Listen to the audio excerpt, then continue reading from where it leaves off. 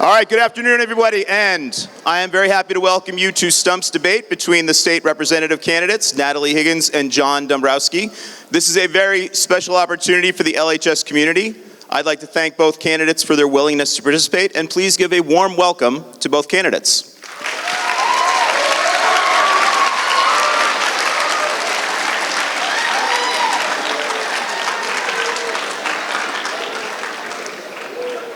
The format for the debate will be question and answer. Each candidate will have 3 minutes to answer the question, and then 1 minute for rebuttal. All of the questions we will ask have been created by LHS students. I looked at them earlier. They're very good questions. I'd like to introduce the students who are up here before the stage. Ivy Sassu will be asking the questions. Matt Cohen will be keeping time.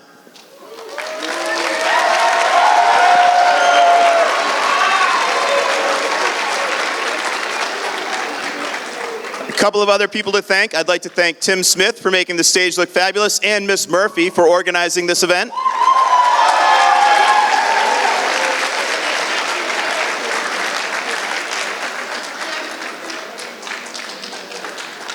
Kind of a non-traditional debate rule. We will be breaking for 10 minutes during the debate to allow students to move from their 5th to 7th period classes. And I'm going to flip a coin to determine who is going to go first. Who should I have call?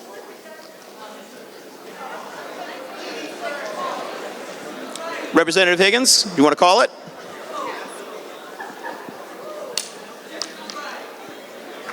Check it for me, Ivy.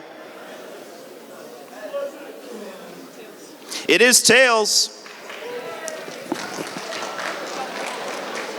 So Mr. Dombrowski will go first. And with no further ado, I would like to invite the candidates to please present your opening statements.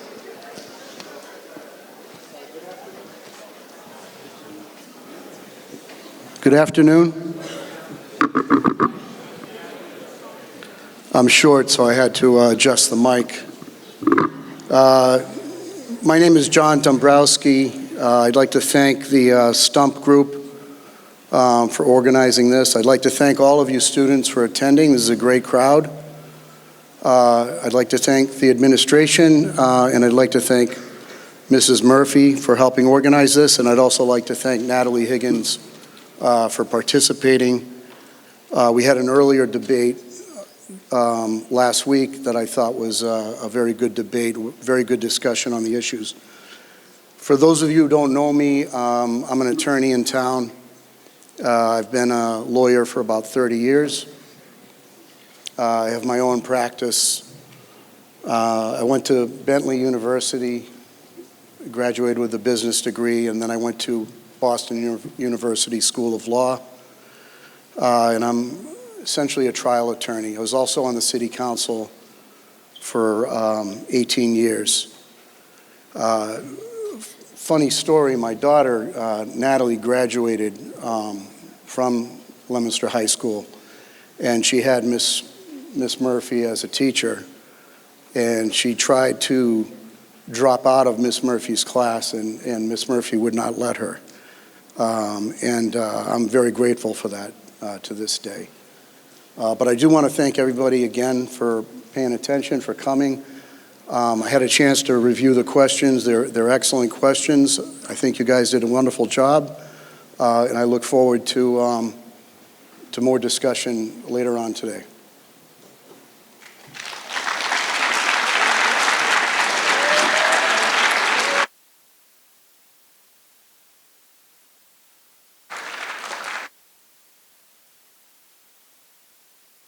And Representative Higgins, would you like to go next? Am I on? Yep, there we go.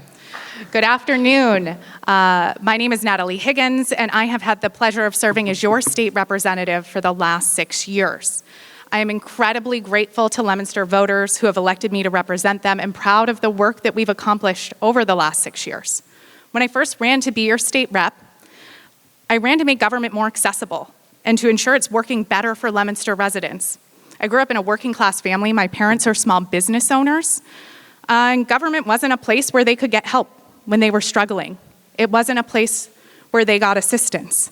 And being accessible for me, as I started out as state rep, meant having a full-time office, having office hours available at different hours when Leominster residents actually could reach me. Friday mornings, early in the morning, Monday evenings, every single week.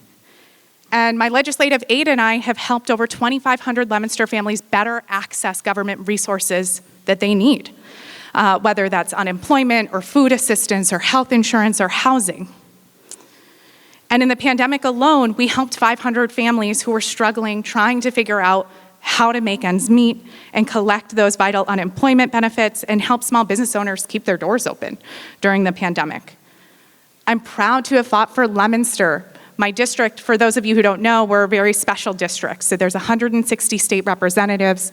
I get to represent one community in its entirety. I have Leominster all to myself. I don't have to share it with anyone, and I don't have to worry about another community. And Leominster needs that level of attention, and that's really special. In 2019, we fought to make sure that the education funding formula was working for you. And we worked with the Leominster School Committee, Superintendent Deacon, to bring Leominster stories about how broken the formula was to make sure that we got it right and that it was paying back Leominster the money that was so needed. And this year, Leominster's getting $8.2 million new dollars that's going directly into your education and has to be spent directly in student supports. We've also secured $2.75 million in local infrastructure projects and school projects this year, including HVAC upgrades, water filtration. I saw some students using the water filters, portable classrooms, and an early education feasibility center. We've also had some pretty incredible policy wins in the last 2 years, from taking on predatory student loan lenders. I'm the first in my family to go to college, and with that came student debt, and it impacts us every single day. We secured $6.5 million to help upgrade our housing here in Leominster to make it more green and bring down utility costs. And we're holding the State Crime Lab accountable to end the backlog of untested sexual assault evidence kits, 6,300 that are held by the Crime Lab. It's helped solve a dozen cold cases this year. Thank you.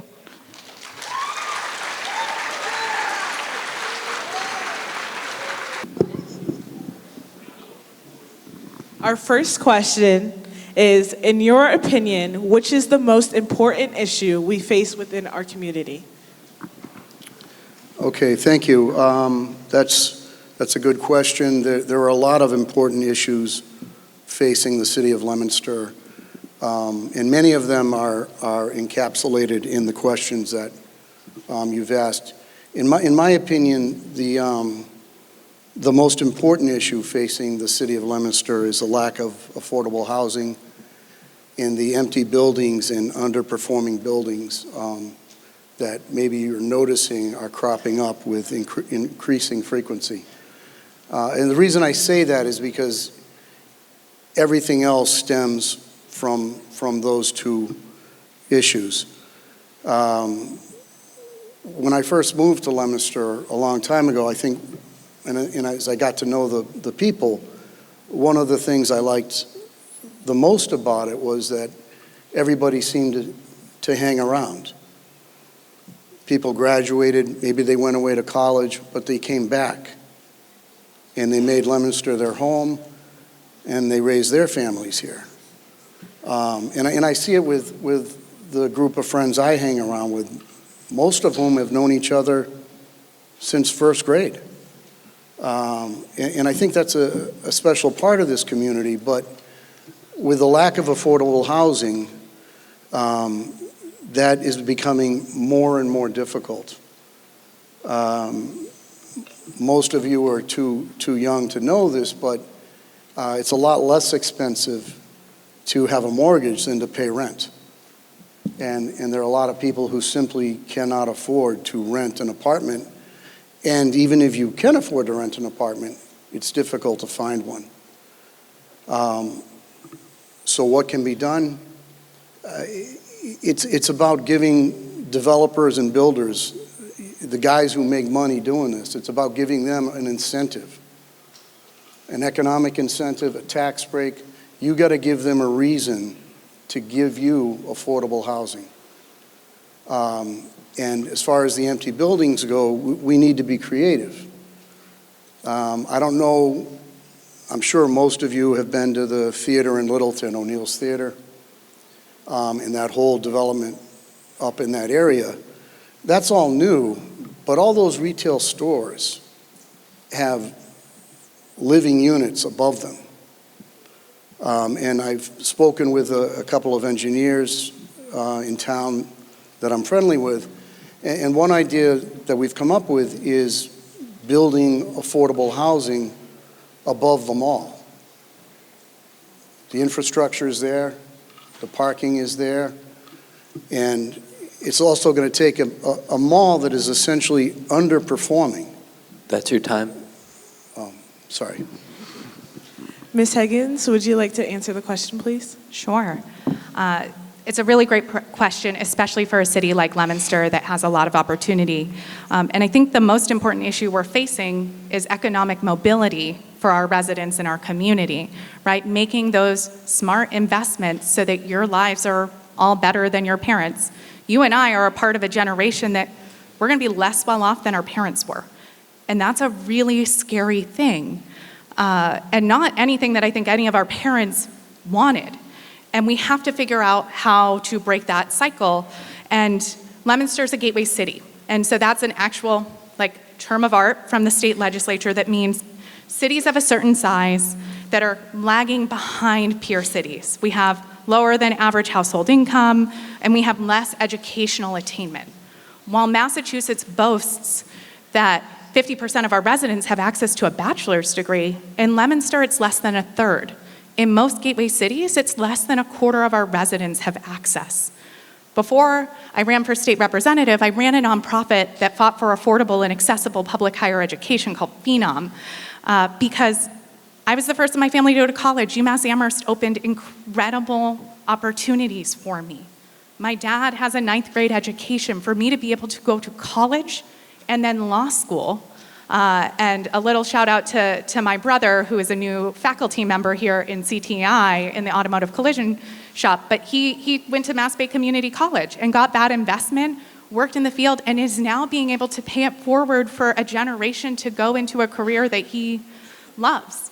So making those smart investments, investing in a generation like our parents had with affordable education, with a living wage, making sure that the jobs can support you and your family, that you can be homeowners and afford rent. That is really important, and what we've been working on in the State House to make sure that Leominster isn't being left behind.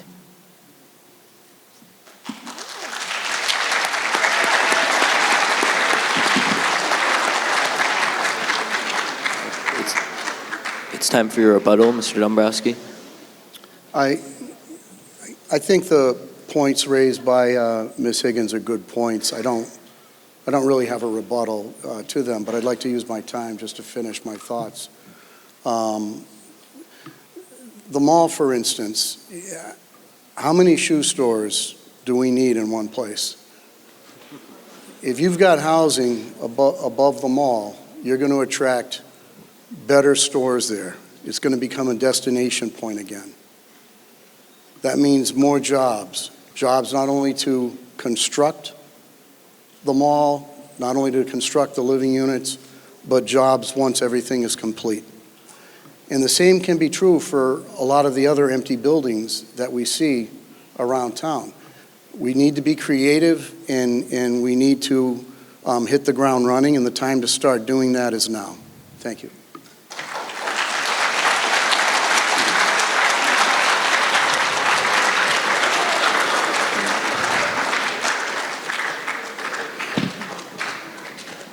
Go ahead, Ms. Higgins. So obviously the economy is really important to all of us, and affordable housing is critical for Leominster. And I was at an affordable housing proposal project last night in North Leominster, and one of the things that has been incredibly hard is Leominster has fallen behind in our affordable housing. We're supposed to have 10% of our housing units be affordable for renters. We're at lower than 8%. And that's something that my opponent had an opportunity to do over the last 18 years, is to invest in affordable housing, attract affordable investors through his role on the city council. And we haven't done that. And Leominster families are stuck trying to keep their job here in Leominster and unable to continue to live and pay rent and call this community home. Thank you. Our next question is, why do we have to put so much energy into standardized testing? Ms. Higgins. The short answer is you don't, and you shouldn't.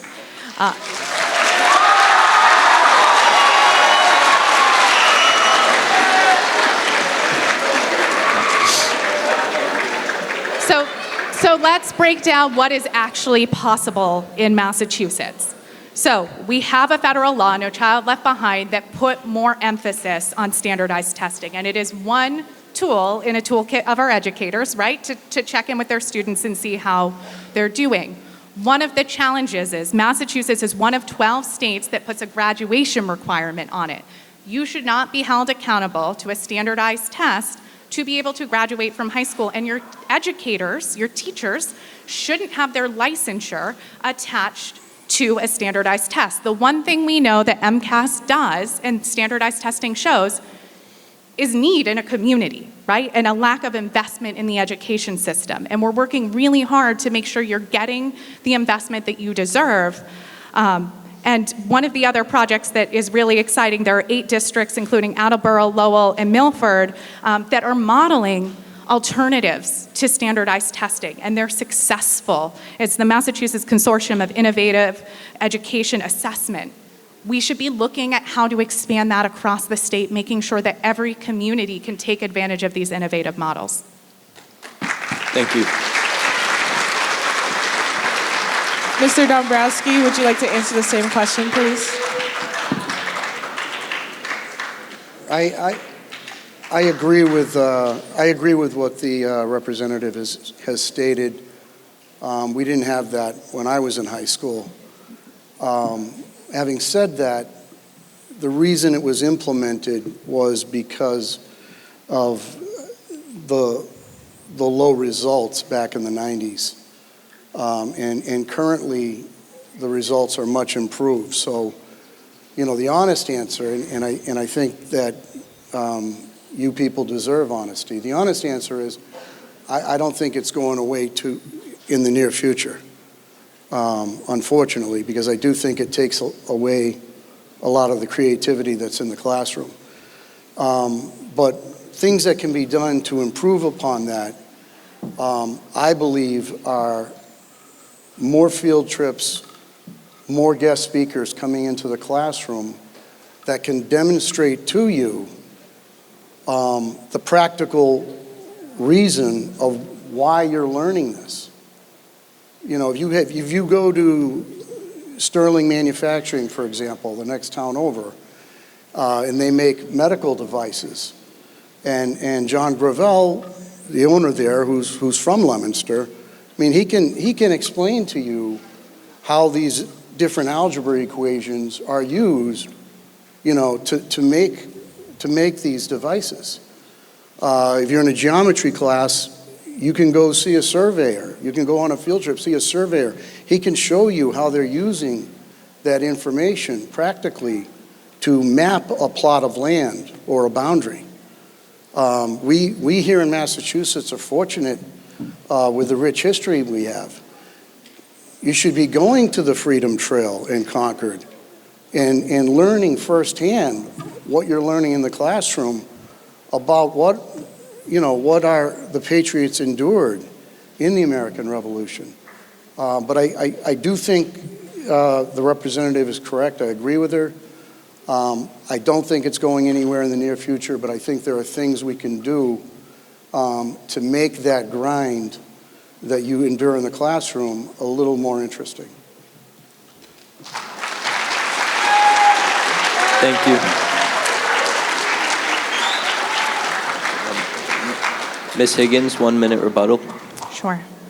So one of the challenges is the standardized testing in Massachusetts is being used to shortchange districts who are struggling, right? It's not being used to invest more money. It's being used to take over control from our local school committees, to put them on other performance plans. We need to make sure that we're holding our state leaders accountable to actually invest in our schools and make sure we're leveling the playing field so that no matter what zip code you can afford to live in, you're getting an excellent excellent education, and you have a launching pad for an incredible career ahead of you.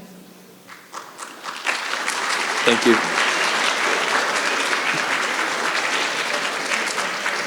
Mr. Dombrowski? I don't have a rebuttal. Okay. Our next question is to Mr. Dombrowski. Voter apathy is at an all-time low in the United States, especially among young voters. What do you think is the cause, and how would you work to change it?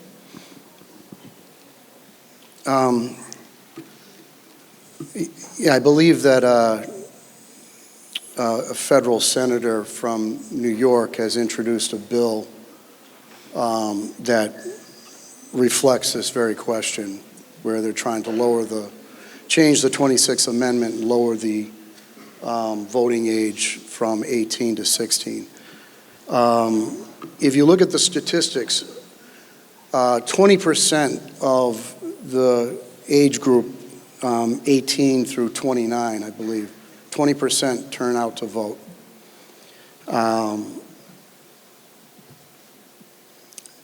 I don't know why that is. I've always voted. I've always thought it was important.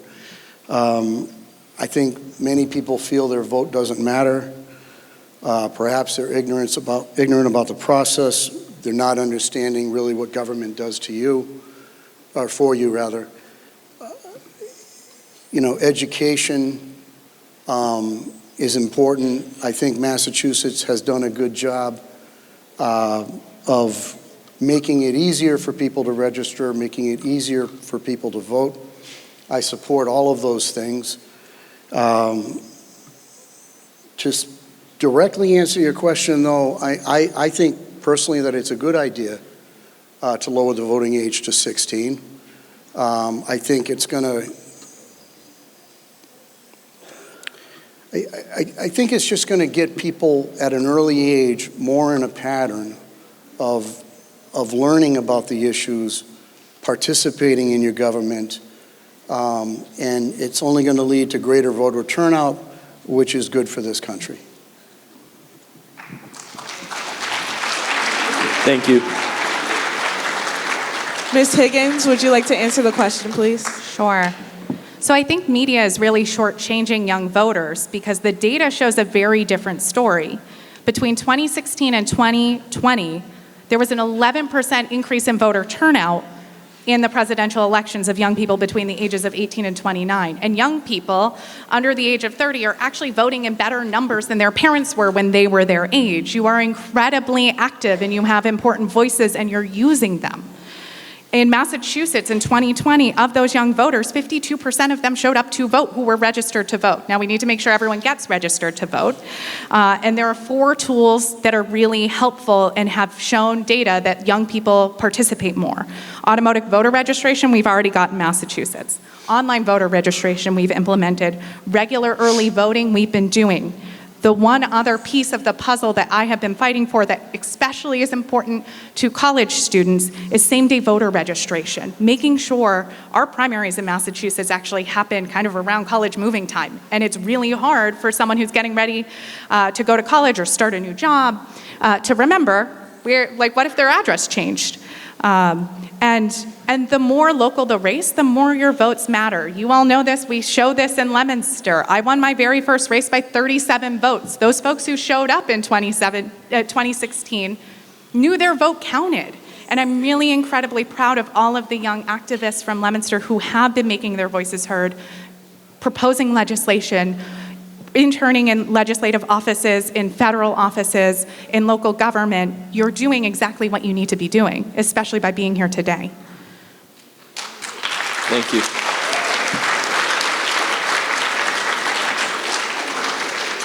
Mr. Dombrowski, 1 minute rebuttal, please. I think that those numbers indicating an increased voter turnout in young voters are a little bit skewed. And you have to remember that if you change the 26th Amendment, you're doing it for the entire country. It's not just Massachusetts.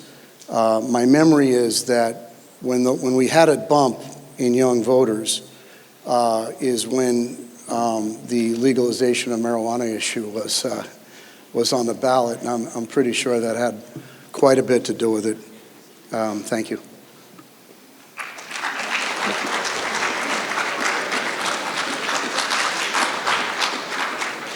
Ms. Higgins, your turn for the rebuttal. Just a point of clarification. The 11% increase happened between 2016 and 2020. So legalization of cannabis was on the ballot in 2016, and young people still showed up in even higher numbers in 2020 because they knew what was at stake. Thank you.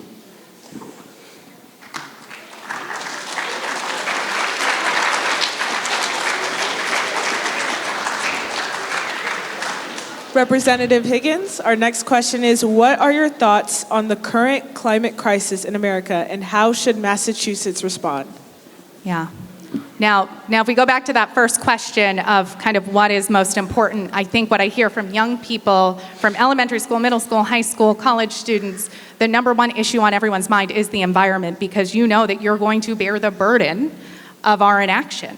And while Massachusetts has been a leader when it comes to climate change, this year we passed the 2050 roadmap, recommitting ourselves to getting to 100% renewable energy and net carbon emissions. We also passed major legislation investing in wind energy and modernizing our electric grid so that we can move towards more green energy and be able to actually make it work and get it to people's homes and businesses. But we've got to do more. A lot of these benchmarks, I'm going to be elderly by the time we hit them. We don't have that kind of time. And we've been working to really lift up young voices to act with a sense of urgency and show and model how Massachusetts can lead. One of the other places that has been really important for me is making sure communities like Leominster and Fitchburg aren't left behind. Green technology is often more expensive. Utility costs are often burdening our lowest income homes. Rep. Michael Kushmerek and I teamed up on an environmental bill that secured $6.5 million for a pilot program to help homeowners and small landlords green retrofit their homes to remove their utility costs. Not only update their housing, but remove their utility costs so that they can stay in their home longer. We're delivering on this, and we're showing how it works and how it's affordable and how it's a good investment. Thank you. Mr. Dombrowski, would you like to answer the same question, please? Yes, thank you.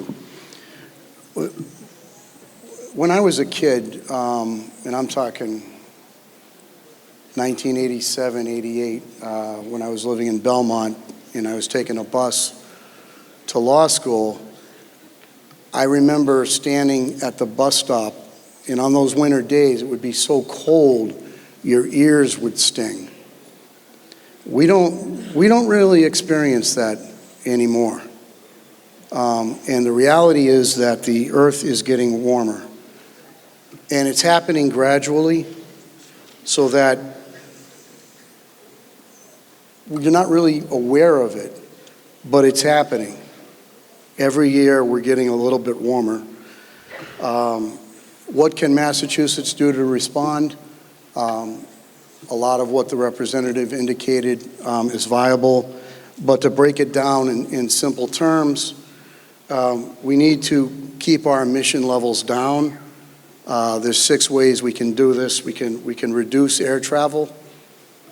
We can reduce individual driving. Take public transportation when you can. Bikes, walks, electric bikes, electric cars. Very expensive now, but like any product, they're going to become more reasonable in the future. Planting trees. There was a big movement by the governor's office, and we actually took advantage of that at my office, and we planted 5 new trees. And switching to clean energy, solar, wind, water. If anybody takes a ride up to Mount Wachusett Community College, you're going to see these very large wind turbines. I believe there's 3 of them. And Mount Wachusett Community College is completely off the grid. Completely off the grid. They're self-sustaining. And again, make your home energy more efficient.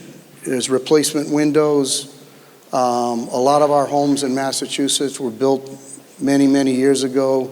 There's products out there, insulation, there's things that can be done to make your home more efficient and help with energy and help with emissions control. And the final way is just try to reduce your energy use in your everyday life. So in addition to some of the state mandates, those are things that we can do as individuals and should do for your children and for your children's children. It's very important. Thank you.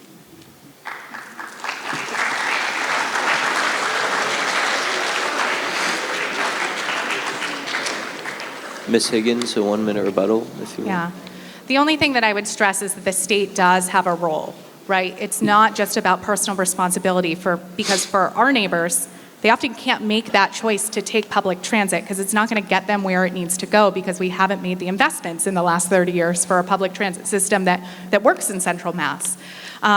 You can't afford to make those upgrades to your home if you're thinking about putting food on the table, and you can't get a commuter rail pass if you're lucky enough to get a job on the commuter rail because it's $400 a month for Leominster and Fitchburg. So we're working on ways to make sure Leominster and Fitchburg are not left behind and can afford to make these green investments and have the support from the state. Thank you. Mr. Dombrowski. I would just add that a lot of these things that you can do to your home, the insulation, replacement windows, there are so many worthy abatements that are available, sometimes at no cost to the consumer. So when you get that envelope in the mail, and I know I've gotten it, open it, read it, look at it. There are programs that are available, and we need to take advantage of it. Thank you.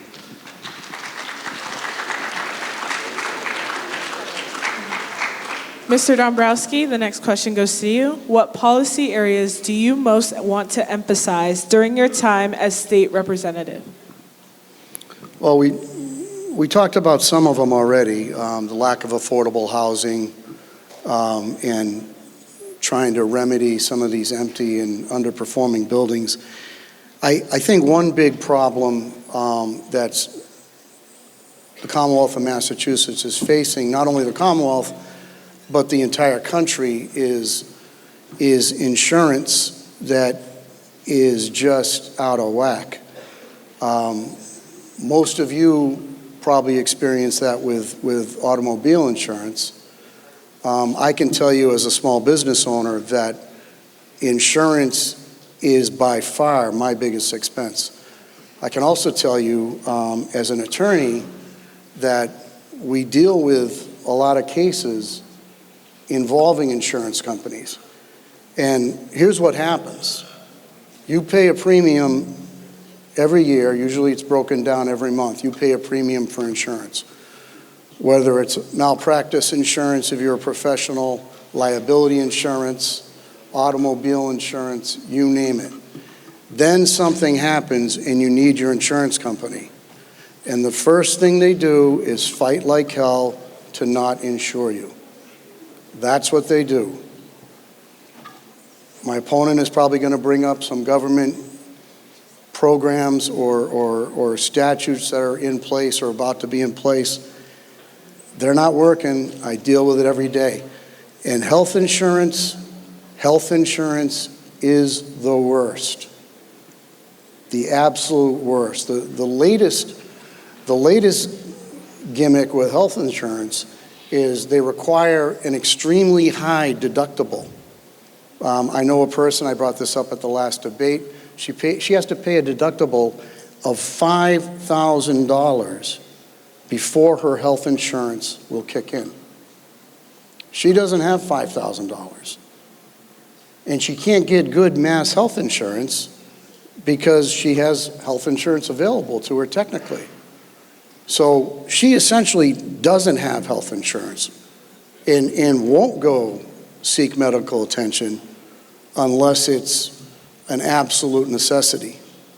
And when you start talking about issues like addiction, you start talking about issues like mental health counseling, that insurance becomes even more important. So I think that a policy area that I would really want to emphasize is insurance reform. There's a question on the ballot, number 2, dealing with dental insurance. And I think that's a good position to take, is to vote yes on question 2. But sorry, that should Mr. really Dombrowski, that's your time. be applied to all aspects of that industry. Representative Higgins, can you please answer the question? Sure. So some of the policy areas that we've been working in, we've already talked about. Affordable and accessible public higher education that's going to lift up communities like Leominster and Fitchburg. Taking on student debt.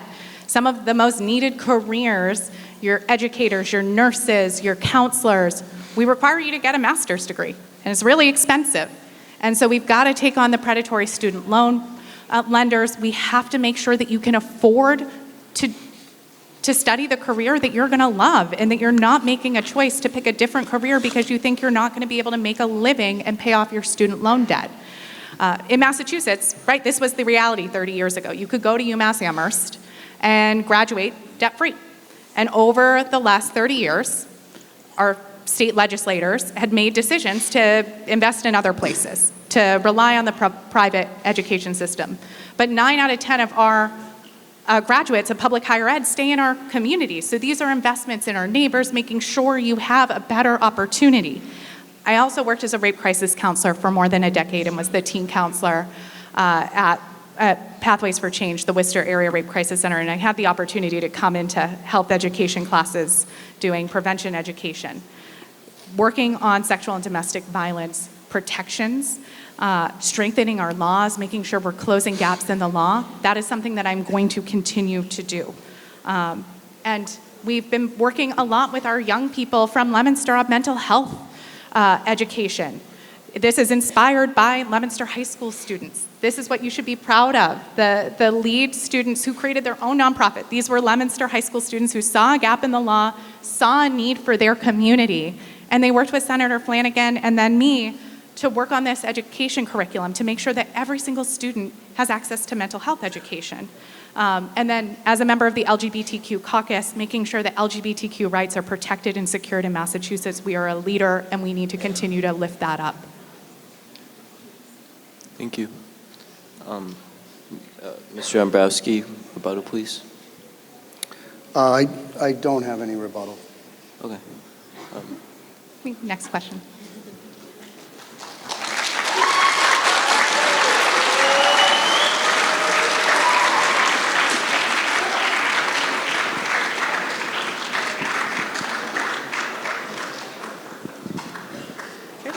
Our next question goes to Mr. Dombrowski.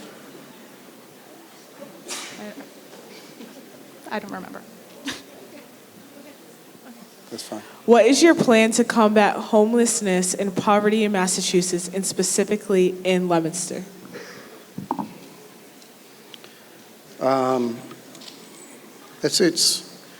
It's a problem, and it's getting worse. Fortunately, in Leominster, it's not nearly as bad as other communities, and in Massachusetts, it's not nearly as bad as in California, for example, where they have entire homeless developments on the beach.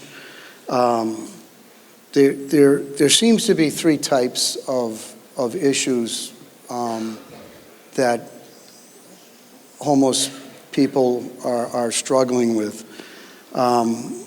Addiction is an issue, mental health is an issue, and then the third issue, a catch-all, is just people who are down on their luck, and they can't afford first, last security deposit. They can't afford to pay the rent. They've got a job that isn't paying them enough money, and they don't have family support. The last category, I think the solution is really we're getting back to the affordable housing that I talked about in my answer to the first question. It's an absolute necessity to help people, absolute necessity, and we need to provide developers and builders with the incentives, tax breaks, economic incentives, whatever they may be. We need to provide those to increase affordable housing in our community. The first two, addiction, mental illness, the city of Leominster, we need a real task force to deal with our homeless problem. Not one cop to shoo guys away, you know, when they start bothering people too much. That's not going to cut it. We need a task force to go out there, because the programs to deal with addiction, the programs to deal with mental health issues are out there. There just needs to be a connection made between the individual who needs it and the program that can provide it. And that's why you need a task force that concentrates solely on that particular issue. And it needs to be a full-time task force. Now, sometimes you can't help people. We had a candidates forum at the Veterans Center, and Richard Votor, the director of That's your time, Mr. Dombrowski. Thank you. Okay. Representative Higgins, can you please answer the question? Sure. So homelessness and poverty in Massachusetts and Leominster. When I started as state representative in 2017, I did not anticipate that this would be the thing keeping me up at night. But it is the thing that I feel like COVID put like the fast forward on in terms of the reality for Leominster families. And I'm disappointed in Mr. Dombrowski, because he actually has voted on some pretty amazing services that Leominster should be proud of. We fought for a pilot program for a woman who is a civilian in the police department, Janessa McQuaid, who does incredible work in partnership with our police to build trust with our homeless community. With her, we worked to show the need in North Central Mass, and despite Leominster being the second largest city in Worcester County, we've never had a homeless shelter. And COVID presented an opportunity. The Department of Housing and Community Development had to depopulate the shelters in the area, and they had to expand capacity. They took a chance on Leominster, and there has been a group that has been meeting for over 2 years to figure out how we make solutions, not just in Leominster, but in every city and town in North Central Mass, led by the Community Foundation, led by United Way, that meets more than monthly, to make sure that if you lose your housing, you can stay in the community that you call home. You don't have to go to Worcester, because that's where we put most of the services. You don't have to rely on a nighttime shelter in Fitchburg when you work a second or a third shift job. And a lot of our homeless folks are working, and they still can't afford their housing. DHCD, in the beginning of the pandemic, opened a 26-bed homeless shelter at the Days Inn and saw the need, expanded it to 40 beds, and is committed to continuing it at 52 beds. That hurts that many people need shelter and cannot find affordable housing quickly. There are still 30 people on that wait list. We cannot do this more quickly enough. Isabel and I also work with families and are working with a number of families, including Leominster Public School students, who are trying to get into EA shelter, and we make it too hard. The Baker administration, our governor, rejects 3/4 of the applicants into family shelter. You don't seek shelter on a whim. It's because you burned every other opportunity and there is nowhere else to go. So I am working to make sure we're providing the resources so families can actually afford to live in our communities and in our state, which is expensive to live in. And that in the meantime, we're going to have a shelter system across the state that gives you dignity and a safe place to stay. Thank you.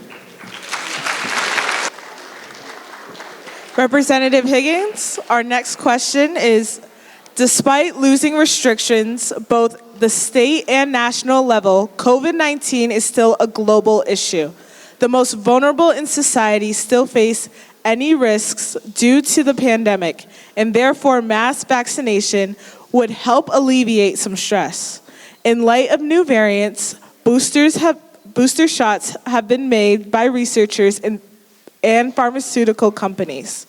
What kind of policies will you support in order to encourage the public to get these shots and make sure they are more accessible, especially to the more disadvantaged groups of people? Really important question because Leominster was one of the 20 hardest hit communities in the state by COVID-19. There's 351 cities and towns, and we were in the top 20. We lost too many of our community members, and too many of our community members are struggling with health repercussions from contracting the virus. We worked with our medical community and our public health experts to try to figure out how can we make all of these tools more accessible. The Mass Public Health Association formed a task force on coronavirus and equity targeting the 20 communities who were disproportionately impacted. And we needed to do collaboration with our local officials and city leaders to make sure that we were working with the communities on the ground who had direct access to the folks who might not have access to a vaccine. The Spanish American Center and the Community Health Connection, our community health center, stepped up and worked with faith-based communities, with other cultural community centers to address any questions that someone has who's maybe a little vaccine hesitant or has some concerns and questions. We needed to meet that head on and get safe and reliable information to them.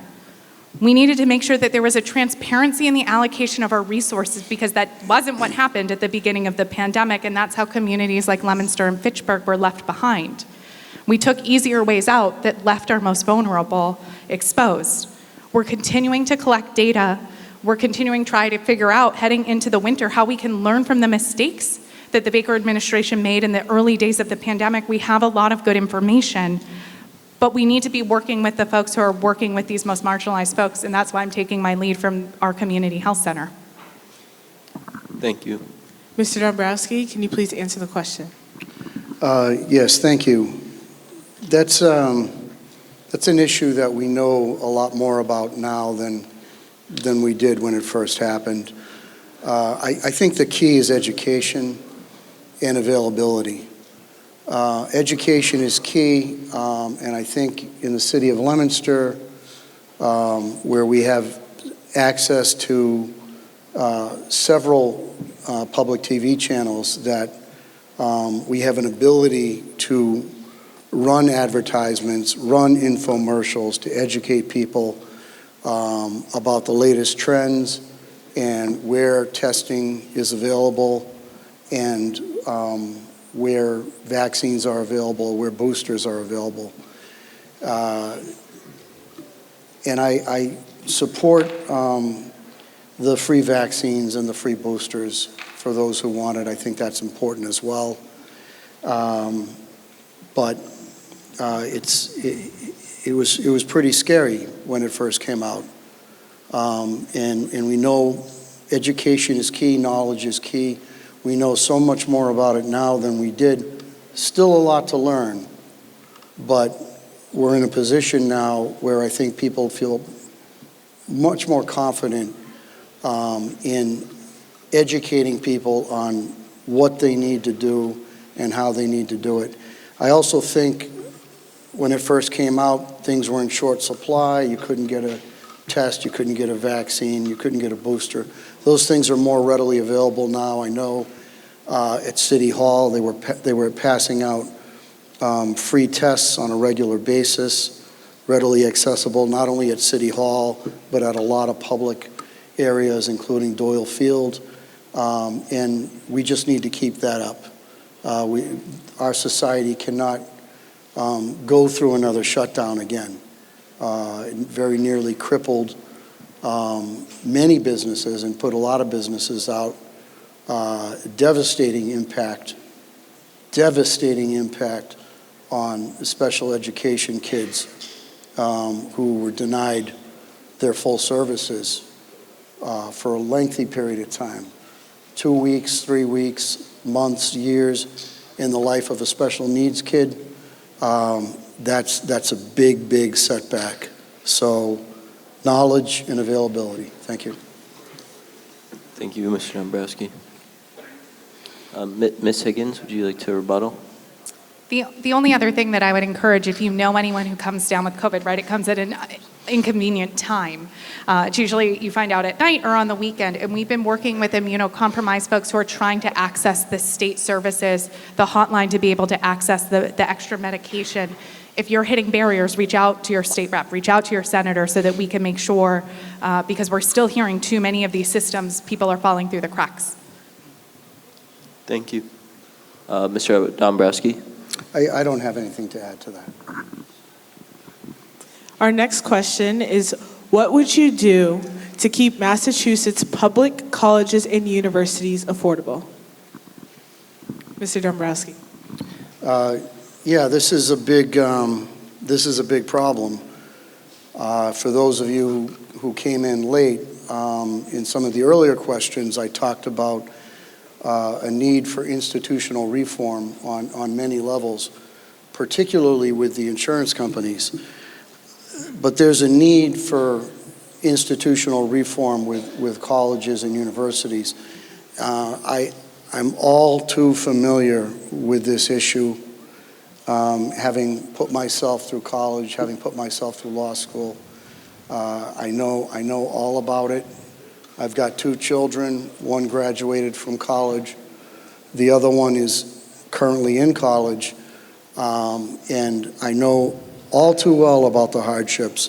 But I'll give you a very graphic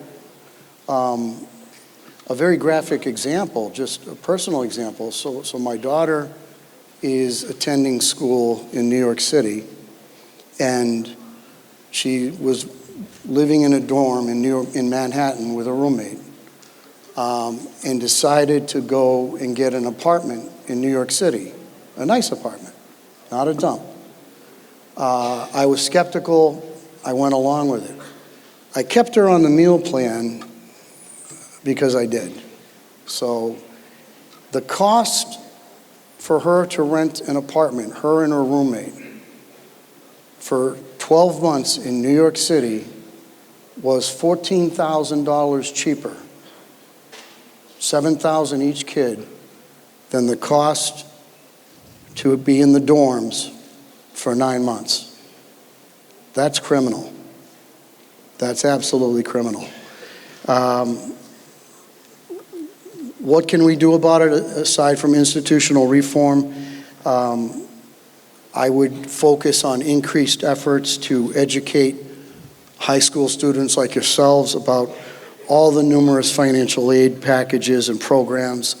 That FAFSA, I've been an attorney for 30 years. That FAFSA application is, every year I absolutely hated having to sit down and try to figure that thing out.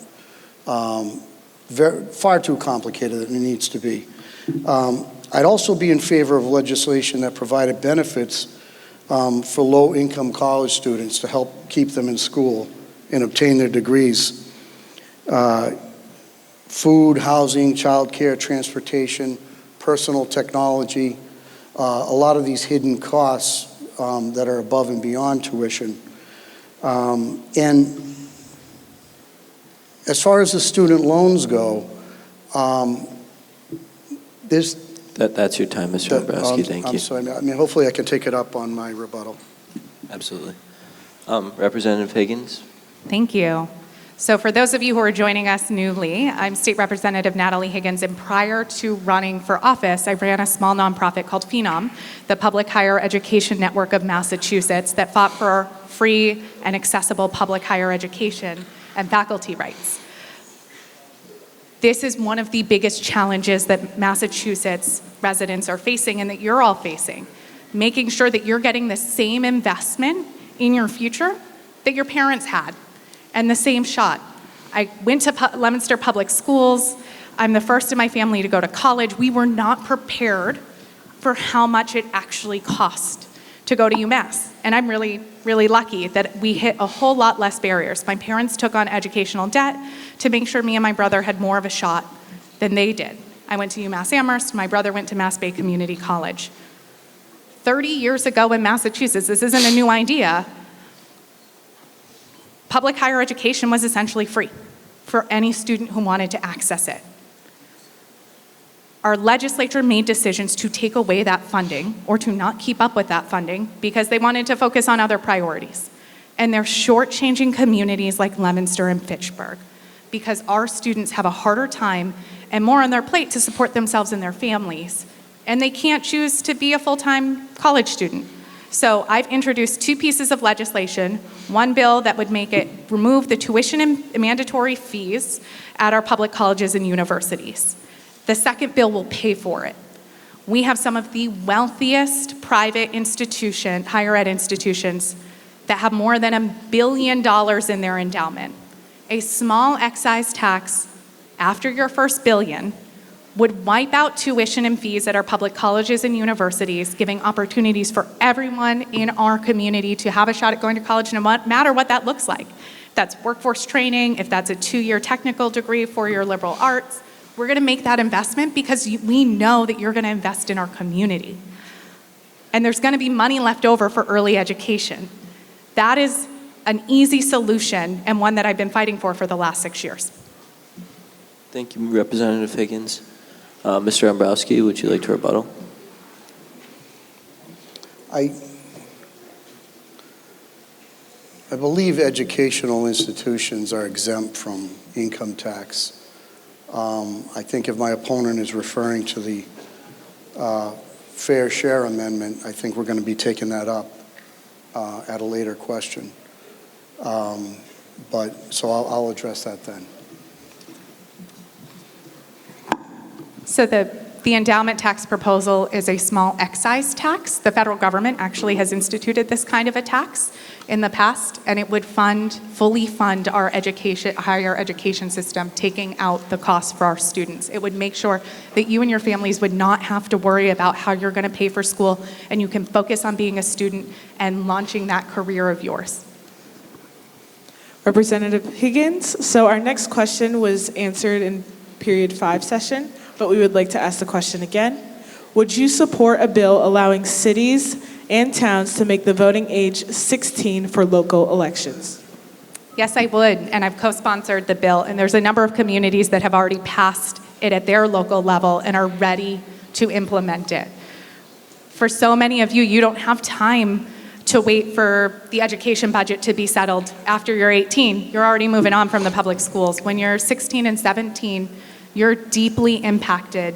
And I'm really proud of the way that Leominster public school students have shown up in the last 5 or 6 years when there are challenges around the school budget and making sure that your voices are heard. And I believe you deserve to make your voice heard through a vote. Thank you. Thank you. Mr. Dombrowski? Yeah, I believe we answered a similar question earlier, but Grace Merge, from a Democrat from New York, introduced a similar bill to lower the age to 16, which would effectively change the 26th Amendment. I would be in favor of that. It's going to increase voter turnout. It's going to increase voter knowledge. It's going to increase participation. It's going to develop good habits. And I think that segment of the population deserves a voice. So I would be in favor of that. Thank you. Ms. Higgins, or Representative Higgins, would you like to rebuttal? No, I think we're... Mr. Dombrowski, our next question is, what will you do to combat the opioid crisis in Massachusetts? Yeah, that's a tough one. As an attorney, I've had a lot of experience with opioid addiction, representing people who were charged with using or with distributing and dealing with families. Really, really tough addiction. I had a client who overdosed, a kid from Maynard, and he described it as an itch that he just couldn't scratch.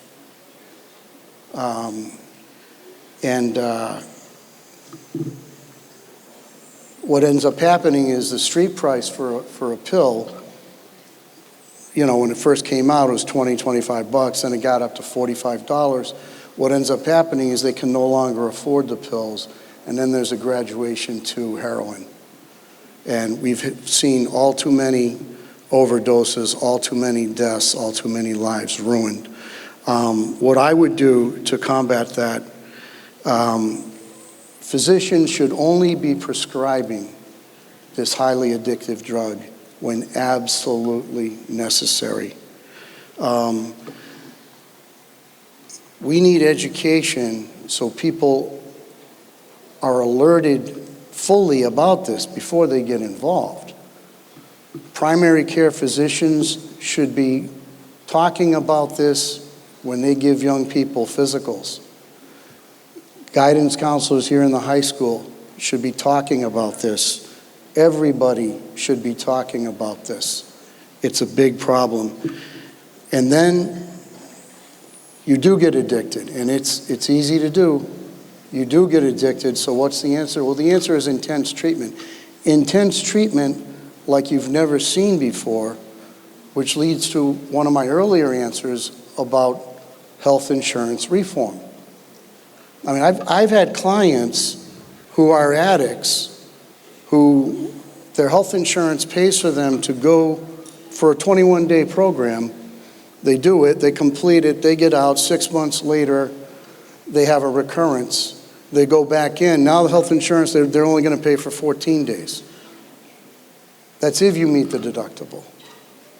There needs to be comprehensive health insurance reform for many reasons, including this particularly sensitive one. Thank you. Thank you, Mr. Dombrowski. Representative Higgins. I've gotten to see all of the solutions Massachusetts has been trying to implement to combat the opioid crisis because I've asked to be on the Mental Health, Substance Use, and Recovery Committee for the last 3 terms, the last 6 years. For one reason, I think we've gotten a lot more comfortable talking about addiction, and we still aren't as comfortable talking about mental health needs, and there's a lot of stigma that might lead someone to cope with those needs with other substances. Leominster is doing some pretty incredible work in leading the state. We teamed up with Mayor Mazzarella to get funding for a pilot position. We talked about it before the break for an opioid task force director, Janessa McQuaid, who works at the police department as a civilian, working in tandem with the police, responding to overdose calls, making sure individuals and their loved ones are getting connected with resources and building that relationship. I've also worked, and we're really lucky to have folks in North Central Mass who are really passionate about this. Rep. Mike Kushmarek in Fitchburg, Rep. John Zlotnick in Gardner, and Senator John Cronin across the Worcester and Middlesex district. We started a roundtable bringing providers together to say, there's a lot of people doing really incredible work, but one of the challenges around our substance use spaces and our mental health spaces is there's not a lot of cross-collaboration. And so we're trying to figure out where those breakdowns are, where we can bring down the costs, and where they can lean on each other and provide services. The worst story that we had to deal with was a gentleman with his second overdose waiting 12 days at Leominster Hospital for a bed to step down and actually get treatment. They discharged him home and said, don't worry, here's a list of numbers. You can figure it out, just call them every day. And then he found out because he was discharged from the hospital, he didn't qualify for most of those programs. Leominster Hospital, UMass Medical, actually runs a step-down program in Worcester that had beds available that you can drop into, that you can physically walk into. And I had to get them both on the same email and say, why did you not connect the dots here? How did you send this person home when they've already had one missed opportunity? And so trying to make sure that all of the services that we're providing are interlinking and working, and that we're not leaving families and individuals to themselves to figure out this complex network, that we're actually making sure when they're ready for services, those services are there, and they're there without shame and stigma. Thank you. Mr. Dombrowski, would you like to rebuttal? I appreciate the comments, and there are a lot of agencies, and they're all trying, but this, like so many other problems, you've got to solve it at the ground level. And what's the ground level? Again, health insurance reform. A lot of these people who hit that point where they're overdosing or they're on their second overdose, believe me, they've probably sought treatment and they got inadequate treatment, not because the treatment's not available, not because the professionals don't know what they're doing, but because the health insurance is dictating what coverage they're going to get, how long they're going to get it, and whether or not we're going to let you back in within so many days. So this is a problem that we need to get down to the ground level. Health insurance Sorry, that's your reform time. is the answer. Representative Higgins, Sure. would you like to rebuttal? Yeah, I just want to highlight some of the great work that the Mental Health Committee has been doing around ensuring pay equity. Rep. Kushmarek took over a bill that we took from Senator Flanagan because he has a personal connection to this, to make sure that providers are the final say of what kind of treatment you get, that your insurance company can't come around your doctor and say, no, they think you need a month, we're only going to give you 3 weeks. We're working on this legislation to make sure that it works, and to the point of health insurance reform, we're looking at a public option and have been pushing for a public option so all of us can access better health care. And I've supported the single-payer health care bill that would make sure that everyone has the best health care and the most affordable health care we can have in Massachusetts. Thank you. Representative Higgins, our next question is, what is your opinion on the Massachusetts graduated income tax amendment? I will be voting yes on the Fair Share Amendment, and I cannot wait to bring $2 billion in new investments in education and public transportation infrastructure. These are investments that Leominster desperately needs.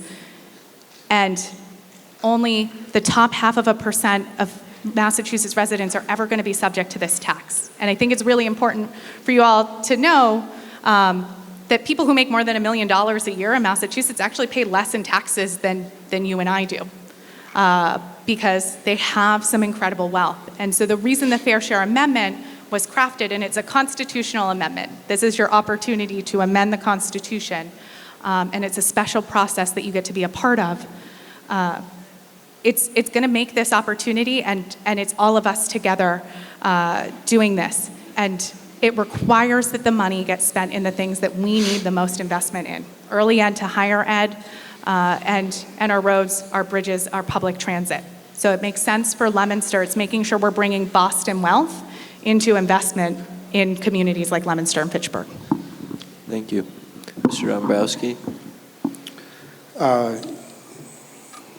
I'm not in favor of this amendment, and I'll tell you why.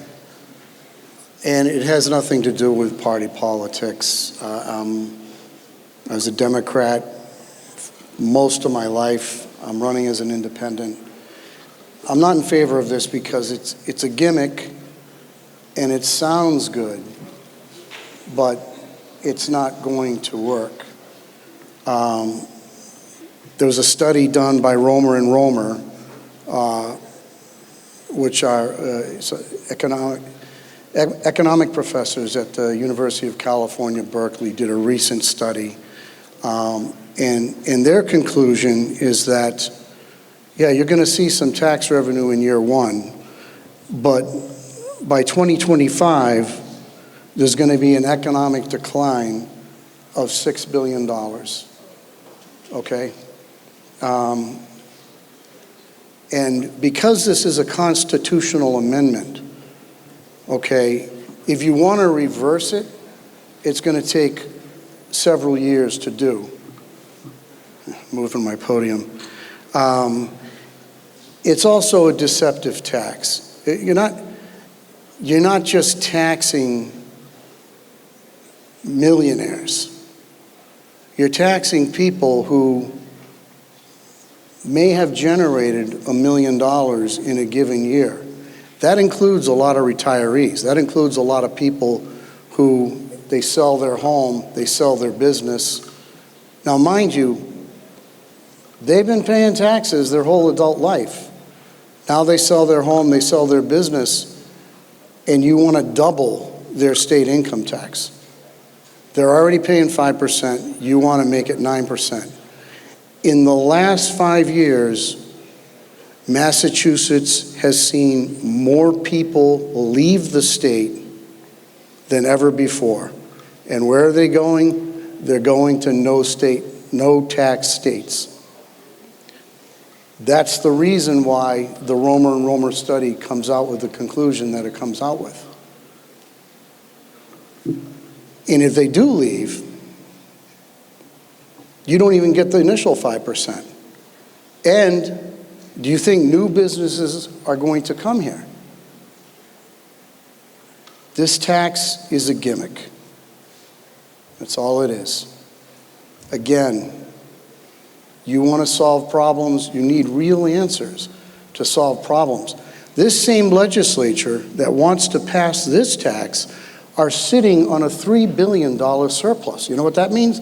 That means they overtaxed you by $3 billion. Mr. Dombrowski, that's your time. Okay. Sure. Representative Higgins, would you like to rebuttal? We all know that it's been getting harder for the vast majority of us between the pandemic and the current global economic crisis. We're all having a harder time making ends meet. And more than half of the people who would be subject to this tax in Massachusetts, according to a number of studies, support it because they're doing okay. And guess what? They got really wealthy. They got even wealthier during the pandemic because they invest their money in a different way than you and I can. And so this is about making investments in our community, in our Commonwealth, making sure that more workers can go to work because they have access to universal childcare, making sure that more of our students and adults can go to college and get a living wage job and support their families. It's making sure that our roads are safe and that our public transportation is affordable, accessible, and gets you where you need to go. Thank you. Mr. Dombrowski. Yeah, I just want to continue on the vein that I was ended. What that means is they've overtaxed you by $3 billion. There's a 1986 law that was passed that says if they overtaxed you by that much money, they got to give it back. That's insane. And now we have this like stroke of the pen, simple solution. No, there are not simple solutions to these problems. Anybody who thinks it's a simple solution to this problem, don't vote for me. I'm going to be honest with you. You got to roll up your sleeves, and you got to do your homework, and you got to sharpen your pencil, and you can't have any more of this. No more gimmicks. That's No your more time. gimmicks. Thank Thank you. you. So this is our last question.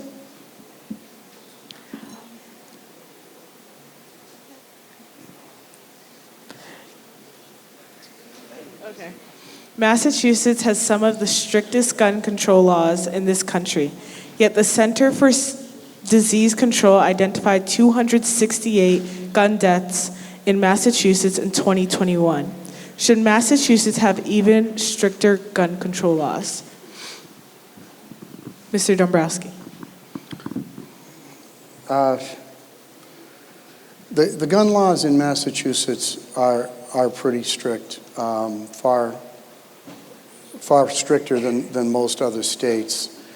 And in fact, there's sort of a catch-all provision in the law that says that if the police chief deems, in his sole reasonable discretion, if he deems that a person, because of their background or because of certain instances, should not have an FID card, he has the right to not grant one.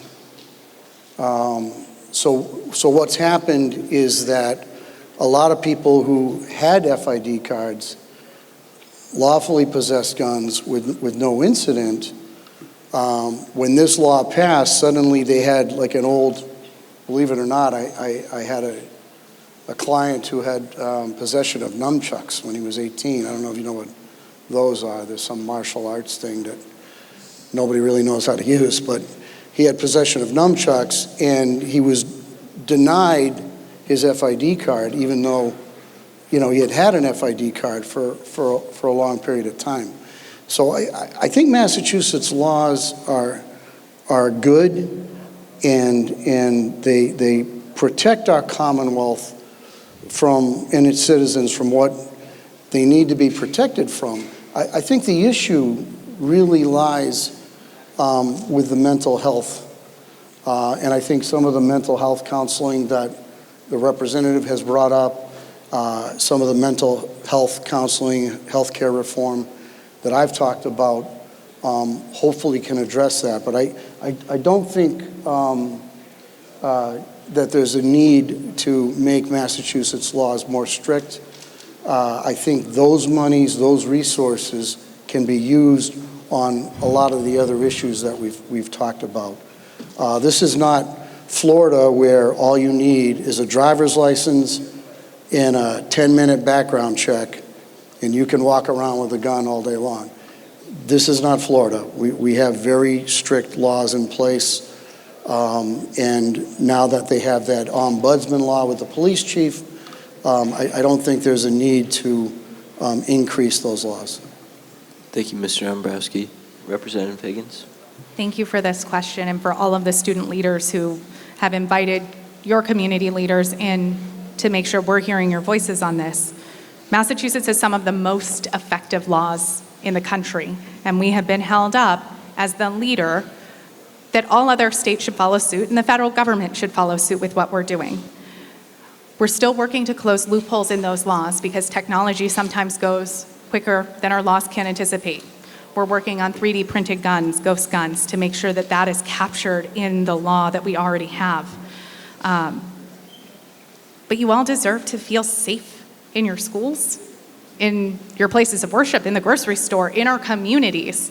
And this is something that our federal government has failed to act on. There is a solution. We have shown the model. And my hope is that we're going to continue to lead on this and elect more courageous leaders at the federal level to tackle this. Thank you.